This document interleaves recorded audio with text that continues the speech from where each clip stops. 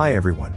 Today I'm going to show how HDRi Maker's wrap feature works. Before adding a dome, which will be wrapped, a background must be added. Let's add a dome.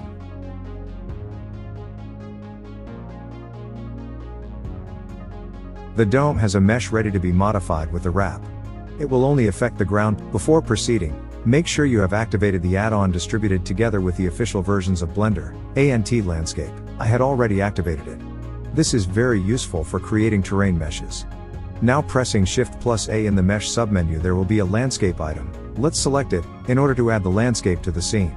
There are various presets for landscapes. This is very useful for choosing the type of landscape shape you want to generate.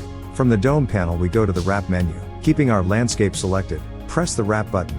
This make the landscape as a wrap object. Now the terrain will take the shape of the wrap object. Of course, we want to hide the wrap object's mesh. By pressing the button with the cube icon, we can hide the object, keeping its bounds visible in preview mode. The bounds will not be visible in the render. Ground subdivision can be increased to improve wrap accuracy. The resolution of the mesh increases exponentially with each unit added. The wrap works in both directions as above and below. We can decide in which direction it should work. Disabling the down arrow below the ground will have no effect.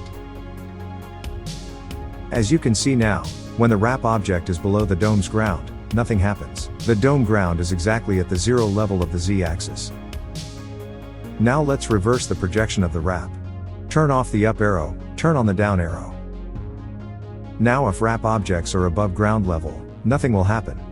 Projection now occurs only at the bottom. This is useful if you want to dig into the ground to place certain objects. For example, a house with a swimming pool. Let's try to reverse the landscape. To do this, it is sufficient to scale the object on the z-axis up to negative values.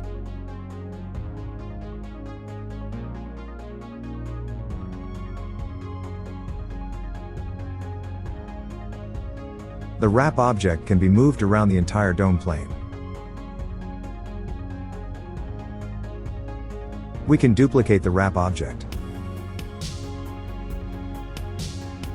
Once duplicated, we should only press the wrap button. Any object that is marked as a wrap will be shown in the wrap object list. They can be selected directly from the list, using the select button. This is useful if you lose sight of the wrap object. Now via Landscape, let's try adding a different landscape. From the list of presets, I choose Canyon.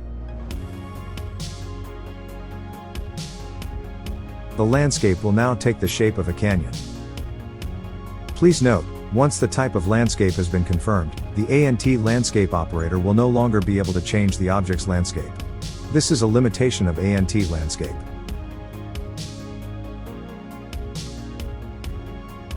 There is no numerical limit on the amount of object wraps. You can add as many as you like.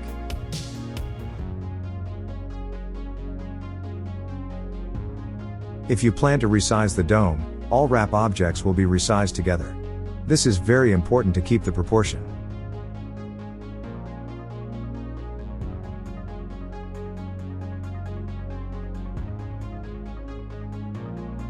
Let's add a sphere as a wrap, and see the smooth section.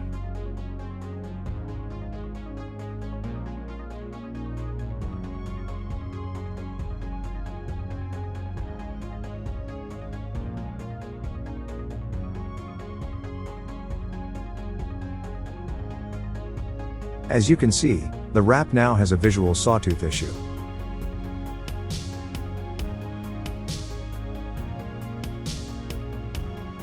Smooth iterations is the number of smoothing iterations, equivalent to executing the smooth tool multiple times. Smooth factor controls the smoothing amount.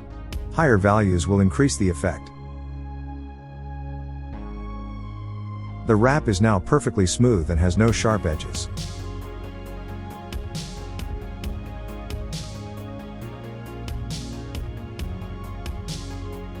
Now, let's try using an image taken from the top of a hill. And let's try to create the hill with a wrap. Let's add our landscape object.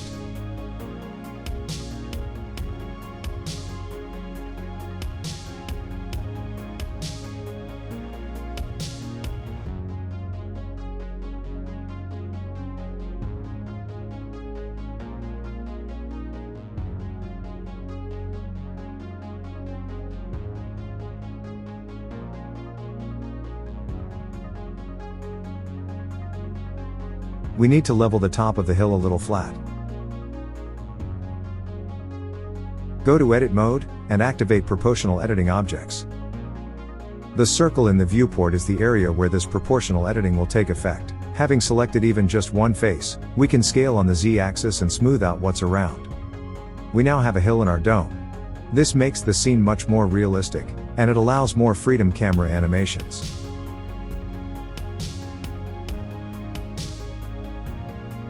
Thanks for following the video. Remember to subscribe to the channel to keep up to date with news.